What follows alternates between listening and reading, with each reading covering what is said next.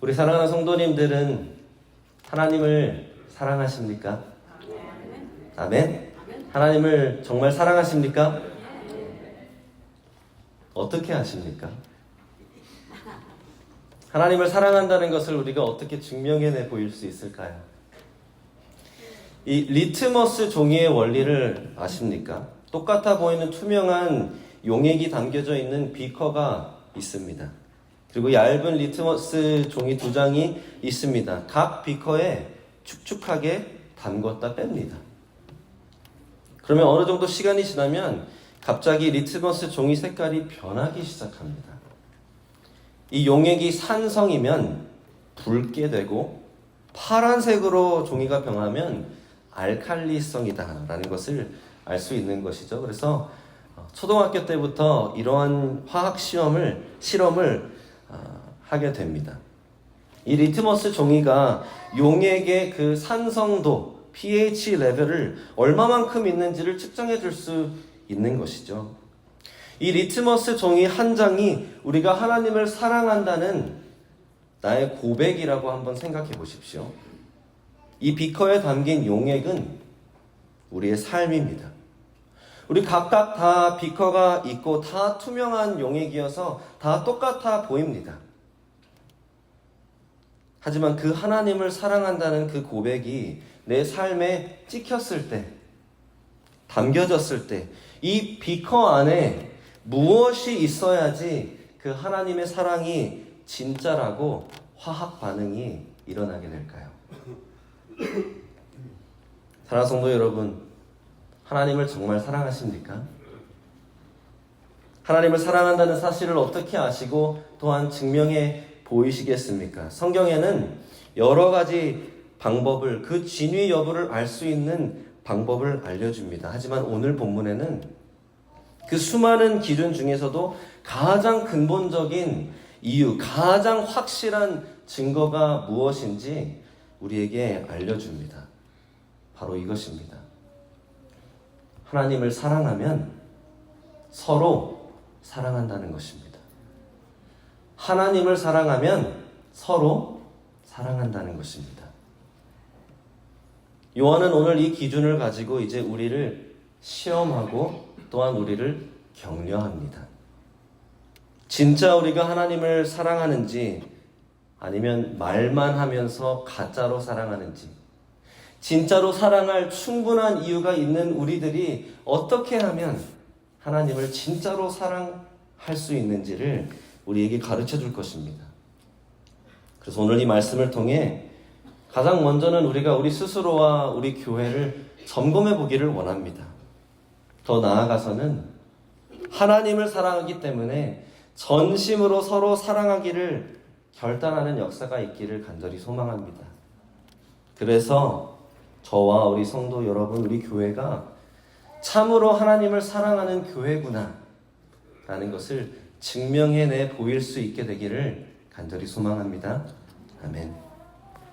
그렇다면 질문합니다. 우리가 하나님을 정말 사랑하는지 어떻게 알 수 있습니까? 첫 번째, 서로 사랑하지 않으면 하나님을 사랑하는 것이 아닙니다. 서로 사랑하지 않으면 서로 하나님을 사랑하는 것이 아닙니다. 4장 19절 말씀을 보십시오. 우리가 사랑함은 그가 먼저 우리를 사랑하셨습니다. 오늘 예배를 방문하시거나 또한 예수님을 믿지 않으시지만 이 자리에 함께 하시는 분들이 계시다면 정말 환영하고 축복합니다. 이 하나님을 사랑하십니까? 라는 이 질문이 근데 좀 의아하게 들리실 수 있습니다. 아니, 왜 도대체 기독교인들은 하나님을 사랑한다 말하는지 도저히 이해가 되지 않을 수도 있습니다. 이제 잘 들어주십시오. 저희 그리스도인들이 하나님을 사랑하는 이유는 하나님을 사랑해서 하나님이 이 땅에서 최고의 무슨 부귀영화를 누리게 해주셔서가 아닙니다. 무적의 건강을 주셔서가 아닙니다. 꽃길만 걷게 해주신다 하셔서가 아닙니다. 저희가 하나님을 사랑하는 이유는 이 복음에 드러난 놀라운 하나님의 사랑을 저희가 먼저 받았기 때문에 그렇습니다. 복음은 이렇습니다. 거룩하신 하나님께서 우리를 당신의 형상으로 창조하신 것은 하나님의 영광을 위해 살라고 하신 것입니다. 그런데 우리는 거룩하기는커녕 그 하나님을 거절하고 그 하나님의 말씀에 거역합니다. 그런 타락한 죄인이었습니다. 그 죄의 결과는 곧 우리의 죽음이고 그 죄 때문에 우리는 지옥에서 영원한 형벌을 받을 것이 마땅한 사람들이었습니다. 그런데 긍휼과 사랑이 풍성하신 하나님께서 우리를 너무 사랑하셔서 자기의 독생자 아들 예수 그리스도를 보내셨습니다. 그 예수님은 하나님의 아들이시자 하나님이신데 완전한 인간이 되셔서 이 땅에 오신 것입니다. 그 예수님은 죄가 없으셨습니다. 완전한 삶을 사셨음에도 불구하고 십자가에 매달려 피를 쏟으시고 죽으셨습니다. 왜 그렇게 하신지 아십니까? 우리의 죄값을 감당해 주신 것입니다. 우리를 대속 그 죄값을 치러 주신 것입니다. 그리고 예수님은 3일 만에 부활하셨습니다. 믿으시면 아멘. 그래서 하나님께서는 우리가 회개하고 돌이켜 이제는 예수 그리스도를 우리의 구원자 주님으로 믿고 영접하면, 그렇게 시인하면 우리의 모든 죄를 사해 주시고 당신의 사랑받는 자녀로 받아들여 주시며 구원하신 것입니다. 그래서 우리는 하나님을 사랑한다 말하는 것입니다. 그게 19절의 말씀입니다. 하나님께서 우리를 먼저 사랑하셨기 때문에 그래서 우리는 하나님을 사랑하는 것입니다. 오늘 예수님을 믿지 않으시는 분들이 계시다면 이 복음을 듣고 하나님의 사랑을 받아들이시기를 축복합니다. 죄를 돌이켜 회개하시고 예수님을 구원자 주님으로 믿어 영접하십시오.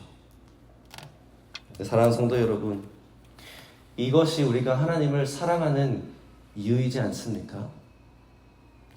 이것만으로도 하나님을 사랑하는데 충분한 이유가 다 있습니다. 저번 주에 말씀에서 보았듯이 성령 하나님께서는 이 복음의 진리를 이제는 우리가 믿고 예수 그리스도를 그리스도시다 시인할 수 있게 해주셨습니다. 그리고 그 가운데에 그 모든 것을 통해서 하나님이 나를 사랑하시는구나 라는 것을 알고 믿게 해주셨습니다. 그게 16절 말씀이었죠. 그래서 요한은 말합니다. 우리가 사랑함은 그가 먼저 우리를 사랑하셨습니다. 그런데 사실 생각해 보시면 누구든지 하나님을 사랑한다 말할 수는 있습니다. 어쩌면 이 복음이 놀라운 그 하나님의 사랑 때문에 그 누구나 나는 하나님을 사랑합니다라고 말은 할 수 있습니다. 하지만 그 하나님을 사랑하는 것은 마땅하고 당연한 것인데 그 사랑이 진짜인지 아닌지는 우리가 어떻게 알 수 있을까요? 그것이 이제 20절부터 우리에게 제공하는 요한의 시험입니다. 20절을 보십시오. 누구든지 하나님을 사랑하노라 하고 그 형제를 미워하면 이는 거짓말하는 자니. 이 찬양 아십니까? 오늘 설교 후에도 이 찬양을 함께 부를 것입니다. 가사도 제가 띄워놨는데 사랑해요 목소리 높여 경배해요 내 영혼 기뻐 오 나의 왕 나의 목소리 주님 귀에 곱게 들리기. 오늘 저희가 이 찬양 함께 부를 겁니다. 참 가사가 간단하면서도 아름답습니다. 바로 먼저 시작하는 고백이 뭐죠? 하나님 사랑합니다. I love you, Lord. 하면서 고백합니다. 그런데 저희가 이 찬양을 목청껏 부르면서 두 손 들고 하나님 사랑합니다. 오 나의 왕, 나의 주님, 내 영혼이 기뻐하고 주를 경배합니다. 눈물이 흐르면서 두 손 높이 들고 찬양해도 그렇게 경배해도 만약에 그 찬양을 하고 있는 내 안에 그럼에도 불구하고 형제를 향한 깊은 앙금과 용서하지 않는 마음이 아직도 있으면 주님 귀에 곱게 들리지 않는다는 것입니다. 그 찬양의 고백이 거짓말이라는 것입니다. 왜 그렇습니까? 한번 20절을 계속 보십시오. 거짓말하는 자니 보는 바 그 형제를 사랑하지 아니하는 자는 보지 못하는 바 하나님을 사랑할 수 없느니라. 눈앞에 있는 형제를 손을 뻗어 붙잡고 기도해 줄 수 있는 자매를 부축하고 안아줄 수 있는 형제 자매를 사랑하지 않는다면 더더욱이 눈에 보이시지 않는 하나님을 사랑할 수 없다라는 것입니다. 이것은 성경에서도 자주 등장하는 논리의 방법 중에 하나입니다. 제가 이 요한의 논리를 이 예화로 한번 설명해 보겠습니다.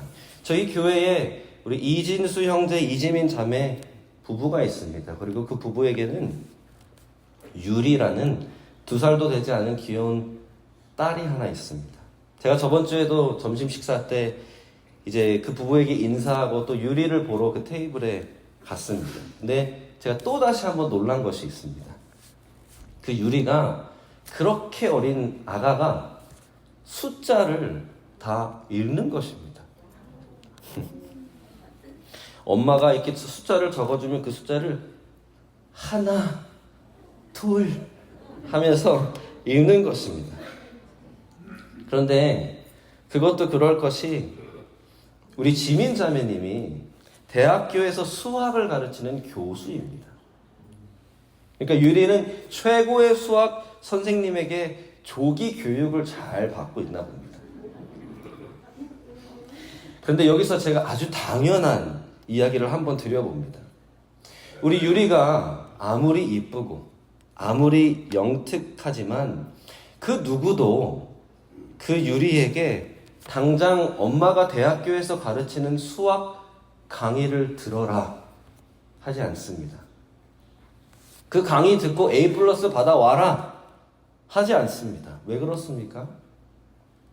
할 수가 없습니다. 수학에서 가르치는 미적분, 이 대학에서 가르치는 미적분을 하기 전에 배워야 할 것이 많습니다. 확률과 통계도 배워야 되고 대수도 배워야 되고 공통수 배워야 되고 기본 수학을 다 떼야지.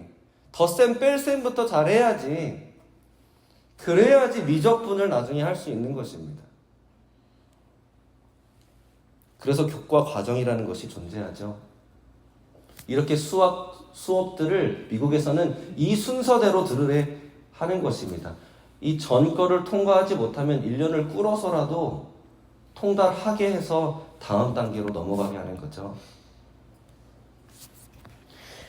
보이시지 않는 하나님을 사랑한다라는 말은 그렇게 말은 하면서 정작 내 눈에 보이는 형제 자매를 사랑하지 않으면 그것은 마치 덧셈 뺄셈도 하지 못하는 아기가 미적분에서 A+를 받는다는 얘기입니다. 거짓말입니다. 불가능한 것입니다. 그게 지금 요한의 논리입니다. 그런데 왜 이렇게까지 말하는 걸까요? 아니, 한두 사람 정도는 내가 사랑하지 못해도 미워해도 그래도 하나님은 사랑할 수 있는 건 아닙니까? 라고 말할 수 있겠죠. 그런데 표현이 좀 투박하지만 성경은 얄짤없습니다. 21절 말씀을 보십시오. 우리가 이 계명을 주께 받았나니 하나님을 사랑하는 자는 또한 그 형제를 사랑할지니라. 영어에서 이 원어의 강조가 더 도드라지게 나타납니다. Whoever loves God must also love his brother. must also. 무조건 당연히. 하나님을 사랑하면 무조건 당연히 형제를 사랑해야 된다. 이 신구약을 관통해서 우리에게 주어진 가장 위대한 계명이 무엇입니까? 우리 주님께서 마태복음 22장에 말씀하시죠. 내 마음을 다하고 목숨을 다하고 뜻을 다하여 주 너의 하나님을 사랑하라 하셨으니 이것이 크고 첫째 되는 계명이요 둘째도 그와 같으니 내 이웃을 내 자신같이 사랑하라 하셨으니 이 두 계명이 온 율법과 선지자의 강령이니라. 둘째도 그와 같으니 이웃을 사랑하는 것이 하나님을 사랑하는 것과 같다고 하십니다. 이 계명을, 이 예수님의 가르침을 그대로 받아들여서 다시 재강조해서 말하는 것이 하나님을 사랑하는 자는 must also 또한 당연히 무조건 형제를 사랑한다는 것입니다. 분리될 수 없습니다. 하나가 없으면 이것도 없는 것입니다. 그래서 하나님을 사랑한다 말하면서 형제 자매를 미워하면 거짓말쟁이다 라는 것입니다. 사랑하는 성도 여러분, 이러한 말씀들이 참 우리의 마음을 불편하게 할 수 있습니다. 너무하다 싶을 수 있습니다. 근데 사랑하는 성도 여러분, 우리에게는 보이지 않는 하나님을 사랑하는 것이 내 눈앞에 있는 형제 자매를 사랑하는 것보다 훨씬 쉽게 느껴질 수 있습니다. 당연하지 않습니까? 하나님은 우리를 사랑하시는데, 하나님은 완전하시고 나에게 참 선하신 분이신데, 우리가 오늘도 은혜 찬양을 불렀는데 하나님께서 내게 허락하신 그 놀라운 은혜들이 있는데 어떻게 하나님을 사랑하지 않을 수가 있겠습니까? 하나님을 사랑하는 것은 너무나 쉽습니다. 저 사람보다는. 내 눈앞에 있는 저 형제, 나에게 씻을 수 없는 상처를 남겨준 그 형제, 시시건건 사사건건 나랑 부딪히고 싸우는 저 자매, 말 많고 탈 많아 보이는 저 사람, 내 눈앞에 있어서 더 나를 박박 긁는 저 사람, 보이시지 않는 하나님을 사랑하는 것이 훨씬 쉽게 느껴질 수 있습니다. 그래서 어느 지경까지 갑니까? 나는 교회에 하나님 사랑해서 오는 것이지 다른 사람들 보고 오는 거 아니야. 다른 사람 아무 상관없어. 쳐다보지도 않을 거고 말도 안 붙일 거야. 하나님 사랑해서 오는 거지. 교회는 나랑 하나님만 있으면 되지. 교회는. 사랑하는 성도 여러분, 그건 하나님을 사랑하는 것이 아닙니다. 보이지 않는 하나님을 사랑한다면 눈앞에 보이는 하나님의 사람들부터 사랑해야 하는 것입니다. 보이지 않는 이 사랑이라는 것이 진짜라고 나타내 보일 수 있는 방법은 눈에 보이도록 사랑을 하는 것입니다. 하나님을 진정으로 사랑하는 것이 왜 어려운지 아십니까? 하나님을 진정으로 사랑한다면 눈앞에 보이는 형제 자매를 사랑해야 되기 때문이 그렇습니다. 사랑하는 성도 여러분, 우리는 서로 사랑하지 않으면 하나님을 사랑하는 것이 아닙니다. 우리 교회 서로 사랑하지 않으면 하나님을 사랑하는 교회가 아닙니다. 제가 다시 한번 여쭤봅니다. 사랑하는 성도 여러분, 하나님을 사랑하십니까? 하나님을 정말 더 깊이, 더 많이 사랑하기를 원하십니까? 하나님의 사랑을 늘 체감하며 살고 기억하고 살고 있어서 정말 어쩔 수 없이 당연하게 하나님을 사랑하고 계십니까? 그러면 서로 사랑하시기를 축복합니다. 그것이 하나님을 사랑하는 방법입니다.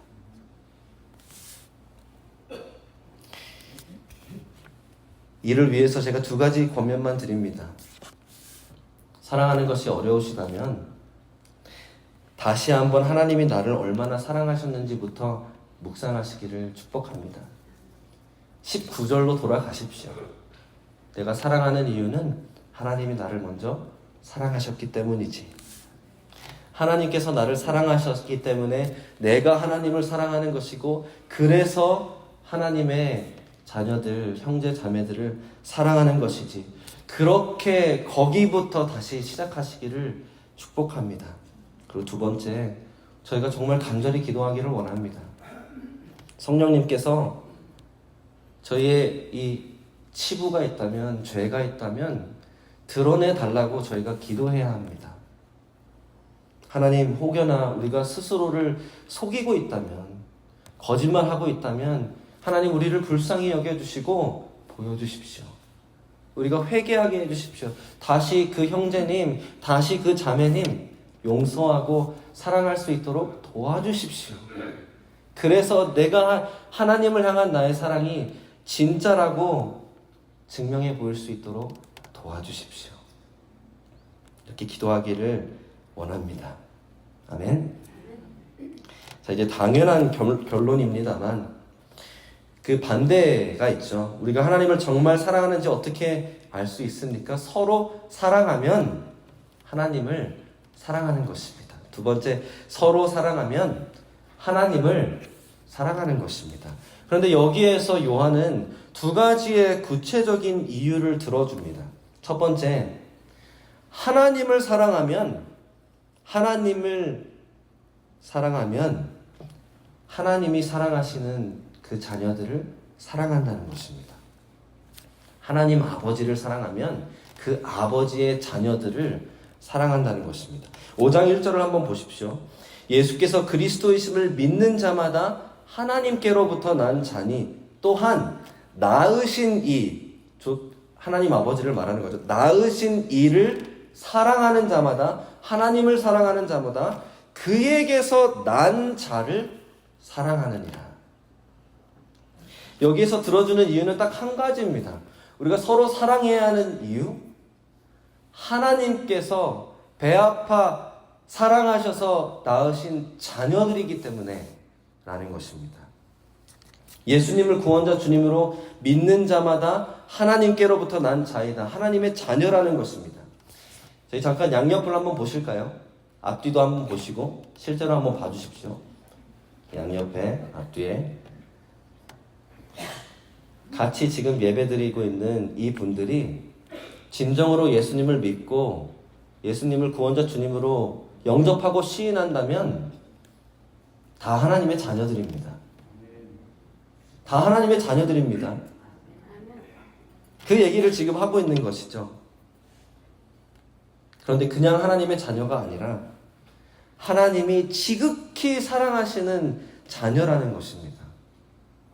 저번 주 말씀과 이 요한일서 4장의 큰 맥락 가운데 이 말씀을 한번 이해해 보십시오.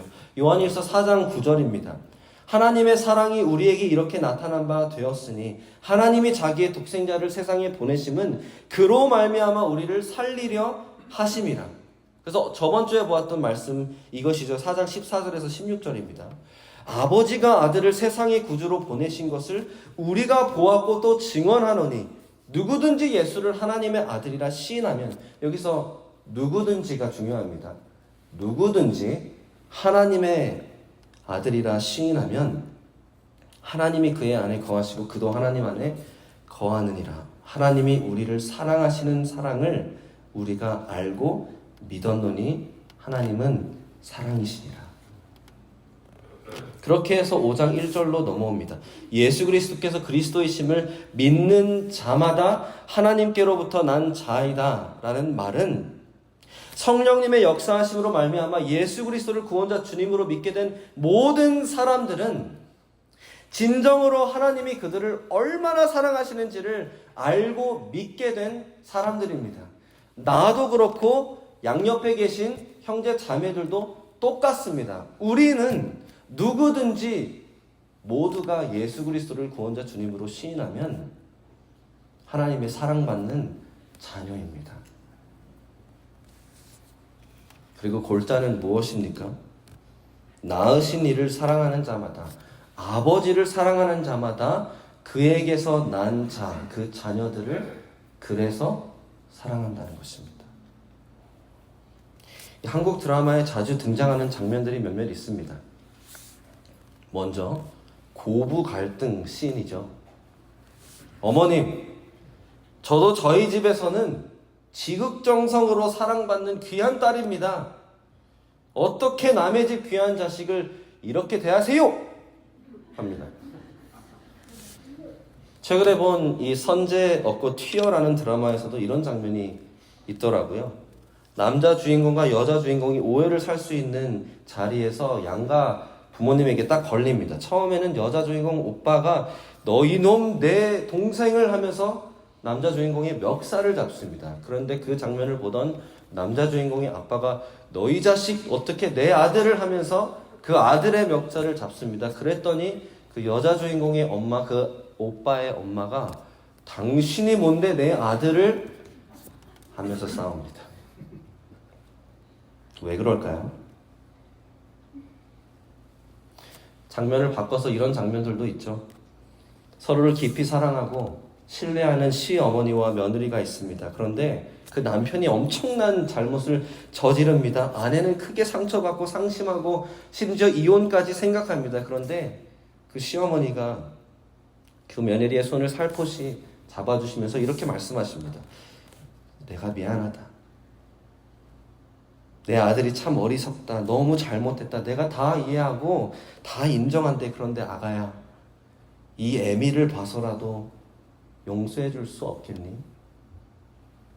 나를 봐서라도 너희 두 사람 다시 사랑하고 이 결혼 포기하지 말아주겠니? 잘 생각해 보십시오. 왜 이런 장면들이 있을까요? 왜 우리는 이런 장면들을 봤을 때 격하게 공감할까요? 이러한 생각들이 우리가 있는 것입니다. 우리 부모님이 나를 사랑하시면 최소한의 예의는 갖추어줘야지. 정말 일말이라도 사돈을, 시어머니, 시아버지를 사랑하고 존중한다면 그것 때문에라도 그 자식들을 사랑해줘야지. 그런 생각이 있는 것입니다. 근데 하물며 하나님께서 사랑하시는 하나님의 자녀들은 어떨까요? 하나님은 저와 여러분들을 너무 사랑하셔서 당신의 독생자 아들 예수 그리스도를 죽도록 여기에 보내셨습니다. 우리는 literally 예수님의 보혈로 그 피값으로 주고 사신 그만큼 하나님이 사랑하시는 자녀들입니다. 그러면 하나님을 사랑하면 그 자녀들의 아버지를 정말로 사랑하고 경외한다면 어떻게 그 아버지의 자식들을 홀대합니까? 어떻게 미워할 수 있겠습니까? 그럴 수 없다라는 것입니다.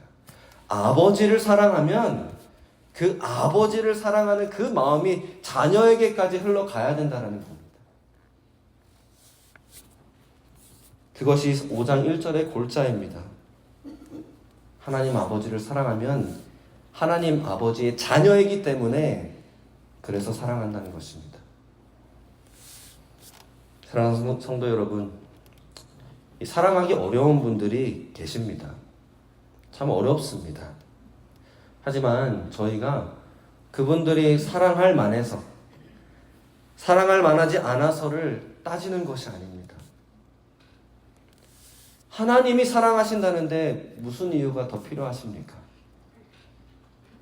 하나님이 사랑하는 자녀라는데 무슨 이유가 더 필요하십니까? 하나님을 사랑하신다면. 이 단순한 이유가 서로 사랑할 수 있는 충분한 이유가 되어야 하는 것입니다. 사랑하는 성도 여러분, 하나님을 사랑하신다면, 아버지를 사랑하신다면 그 아버지의 자녀들을 사랑하시기를 축복합니다. 저희 한번 좀 낯뜨거울 수도 있겠지만 서로를 쳐다보면서 이렇게 좀 고백해보면 어떨까요? 서로를 한번 보십시오. 보면서 하나님이 사랑하시니까 내가 사랑하겠습니다. 하나님이 사랑하시니까 내가 사랑하겠습니다. 참 어렵지만 하나님이 사랑하신다면 나도 사랑하겠습니다. 두 번째, 사실 이것이 제일 중요한 아마 메시지가 될 것입니다. 하나님을 사랑한다면 하나님의 계명에 순종하기 때문에 그렇습니다. 하나님을 사랑하면 하나님의 계명에 순종하기 때문에 그렇습니다. 5장 2절을 보십시오. 우리가 하나님을 사랑하고 그의 계명들을 지킬 때에 이로써 우리가 하나님의 자녀를 사랑하는 줄을 아느니라. 하나님의 자녀를 사랑하는 것을 알 수 있는 이유, 그렇게 할 수 있는 이유는 무엇입니까? 하나님을 사랑하고 그의 계명들을 지킬 때에, 지키기 때문에 그 자녀들을 사랑한다는 것입니다. 그 이유가 설명이 3절에 나와 있죠. 하나님을 사랑하는 것은 이것이니 우리가 그의 계명들을 지키는 것이라. 간단하게 말하면 무엇입니까? 하나님을 정말로 사랑하면 하나님의 말씀을 잘 듣는다라는 말입니다. 예수님께서도 분명히 말씀하셨습니다. 요한복음 14장 21절입니다. 나의 계명을 지키는 자라야 나를 사랑하는 자니. 23절에 또 말씀하십니다. 사람이 나를 사랑하면 내 말을 지키리니. 24절입니다. 나를 사랑하지 아니하는 자는 내 말을 지키지 않는다. 사랑하면 순종합니다. 아버지를 사랑하면 아버지께 순종하는 것입니다. 그런데 그 아버지의 계명이 서로를 사랑하라는 것입니다. 제가 아까 리트머스 종이와 그 원리와 우리 삶의 그 비커에 담긴 용에게 무엇이 있어야지 진짜 하나님을 사랑한다는 그 화학 반응이 일어나느냐 여쭤보았죠. 그 용에게, 사랑하는 성도 여러분, 저희의 삶 가운데에 순종이 있으면, 그걸 찍었을 때 순종이 묻어나오면 그러면 그게 진짜인 겁니다. 순종이 기준입니다. 하나님께서 범사에 기뻐하고 감사함으로 기도하라 하셨을 때 순종하십니까? 미움과 시기와 질투와 혈기를 버리라 하셨을 때 순종하십니까? 용서하고 용납하고 인내해라, 믿어줘라 하실 때 순종하십니까? 서로 사랑하라 말씀하실 때 순종하십니까? 이것을 통해 하나님을 사랑하는지 안 하는지 증명되어지는 것입니다. 물론 순종이 쉬운 것이 결코 아닙니다. 서로 사랑하라는 이 계명만 보아도, 형제 자매들을 보아도 제가 이렇게 억지로라도 하게 해도 힘듭니다. 그런데 참 공감하기 어려운 말씀이 5장 3절 끝자락에 있죠. 그의 계명들은 무거운 것이 아니로다. 아니, 얼마나 무겁게 느껴지는데요, 하나님. 나에게 상처 준 사람, 나를 박박 긁는 사람, 성격도 생각도 하나부터 10까지 안 맞는 사람, 저 사람을 사랑하는 것이, 원수를 사랑하는 것이 얼마나 어려운데 저희를 그냥 너무 과대평가하시는 것 아닙니까? 너무 공감을 못 해주시는 것 아닙니까? 싶을 수 있습니다. 근데 사랑하는 성도 여러분, 요한이 지금 5장 3절에서 하나님의 계명이 무겁지 않다라고 말하는 이유는 무엇입니까? 하나님을 사랑하기 때문입니다. 하나님을 사랑하는 것은 이것이니 우리가 그의 계명들을 지키는 것이라 그의 계명들은 무거운 것이 아니로다. 자녀들을 사랑해서 고국의 삶을 다 뒤로하고 이별의 아픔까지 감내하면서 미국에 오셨지 않습니까? 그 어려운 이민자의 그 고단한 삶을 하루 12시간, 14시간 주 6일 일하시면서 견뎌오시지 않으셨습니까? 가족을 부양하시려고, 사랑하는 자녀들에게 더 나은 삶을, 미래를 주시려고, 아무리 어렵고 무거운 짐일지라도 사랑하기 때문에 매일 아침 사랑하는 사람들을 위해서 집을 나서지 않으십니까? 이제는 몸도 건강도 다 쇠하실 대로 쇠하셨는데 그 자식들의 자식이라고 무거운 손주들 번쩍번쩍 들어 올리시고 하루 종일 봐주시지 않으십니까? 사랑하기 때문에 그렇습니다. 사랑하니까 무겁지 않은 것입니다. 그게 사랑의 힘입니다. 하나님을 사랑하기 때문에 그 계명들이 가볍고 기쁘게 여겨지는 것입니다. 참 어렵습니다. 그런데 더 나아가 저번 주 말씀을 한번 기억해 보십시오. 이 계명이 더 이상 무겁지 않는 이유가 무엇입니까? 하나님의 사랑이 두려움을 내쫓습니다. 이제는 그 사랑의 하나님이 우리 안에 역사하십니다. 이전에는 하나님의 말씀이 무겁게 느껴진 이유가 있습니다. 하나님은 거룩하신데 우리는 그렇지 못합니다. 계명 하나도 제대로 지키지 못합니다. 그런데 야고보서 2장 10절에 보면 슬라이드에는 없습니다. 이렇게 기록되어 있죠. 누구든지 온 율법을 지키다가 하나를 범하면 모두를 범한 자가 된다. 이것은 정말 불가능해 보이는 이 완전함에 대한 요구입니다. 이거는 너무 무거운 기대입니다. 그리고 우리는 그것을 결코 스스로 감당할 수 없었습니다. 그래서 우리는 죄 가운데 죽고 멸망할 수밖에 없는 것이었습니다. 그런데 그 무게를 감당하신 분이 바로 예수 그리스도이십니다. 우리가 감당할 수 없는 이 무게를 주님께서 감당하시고 이제는 주님의 완전한 의를 옷 입혀 주셔서 하나님 앞에 죄 짓는 내가 하나님 앞에 용서를 받은 거룩한 의인이 되게 하셨습니다. 그래서 저번 주 말씀에 이렇게 읽었죠. 하나님은 사랑이시라. 사랑 안에 거하는 자는 하나님 안에 거하고 하나님도 그 안에 거하시느니라. 이로써 사랑이 우리에게 온전히 이루어진 것은 우리로 심판날에 담대함을 가지게 하려 함이니 주께서 그러하심과 같이 우리도 이 세상에 그러하니라. 사랑 안에 두려움이 없고 온전한 사랑이 두려움을 내쫓나니 두려움에는 형벌이 있습니다. 이 놀라운 하나님의 사랑이 그 심판과 형벌에 대한 그 죄의 무거운 짐에 대한 두려움을 쫓아버린 것입니다. 그래서 우리는 아무리 넘어져도 아무리 범죄해도 용서하실 것이다라는 그 약속 하나 믿고 순종할 수 있는 것입니다. 그런데 더 나아가 이제는 그 사랑의 하나님이 우리 안에 거하신다 합니다. 저번 주에도 읽었지만 또 읽습니다. 빌립보서 2장 12절 13절 말씀이죠. 항상 복종하여 두렵고 떨림으로 너희 구원을 이루라. 너희 안에서 행하시는 이는 하나님이시니 자기의 기쁘신 뜻을 위하여 너희에게 소원을 두고 행하게 하시나니. 사랑하는 성도 여러분, 이래서 하나님의 계명이 더 이상 무겁지 않은 것입니다. 두려움도 없을 뿐더러 이 짐을 우리가 홀로 지는 것이 아닙니다. 하나님이 우리 안에 역사하십니다. 그 사랑의 하나님이 내 안에 계시기 때문에 이제 그 하나님 때문에 사랑할 수 있는 것입니다.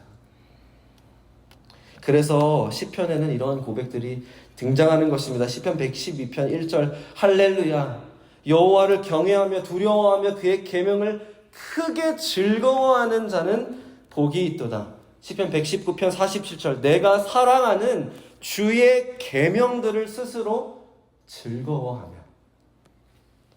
주의 긍휼이 여기심이 내게 임하사 내가 살게 하소서. 시편 119편 77절 나의 주의 법은 나의 즐거움이니이다. 말씀 마칩니다. 사랑하는 성도 여러분, 오늘 이 주님의 위로와 격려를 들으시기를 축복합니다. 비록 우리는 사랑을 잘 못합니다. 오늘 기도하시면서 어쩌면 마음이 요동치고 찔려서 고통스러우실 수 있습니다. 그런데 하나님은 우리를 사랑하십니다. 우리를 용서해 주십니다. 우리를 기다려 주십니다.